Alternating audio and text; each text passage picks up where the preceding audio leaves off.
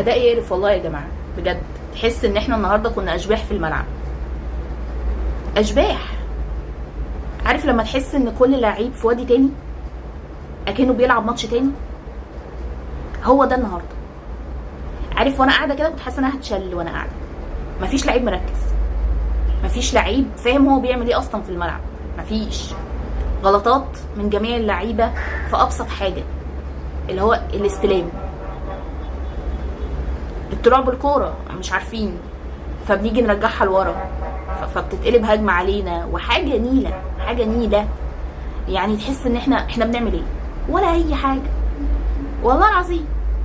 يعني بس ده طبيعي، يعني انا متوقعاه، اقسم بالله متوقعاه. اللي اتفرج على الفيديو اللي فات بتاعي انا عارفه ان احنا مستوانا زي الزفت وهنخسر، انا عارفه ان احنا هنخسر.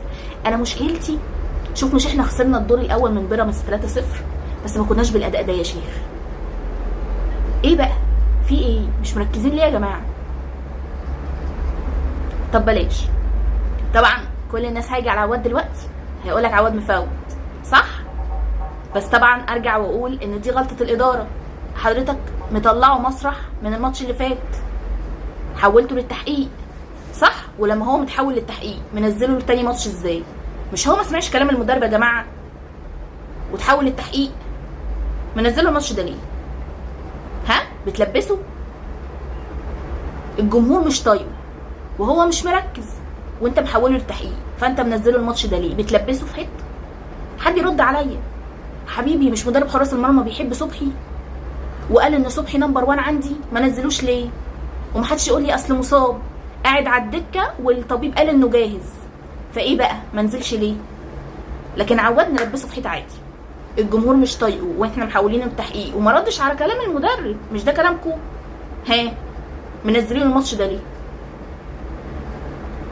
اهو عواد نازل مش مركز، مش مركز، تايه، مع انه صد حاجتين يعني كويسين ماشي، بس هو اصلا مش تايه. يعني عارف تحس ان هو متلخبط مش مركز. ما انت اللي عملت فيه كده حبيبي، منتظر منه ايه؟ فما حدش بقى اهلاوي يطلع يقول لي اصل عواد مفوت، ولا حتى زملكاوي يطلع يقول لي كده.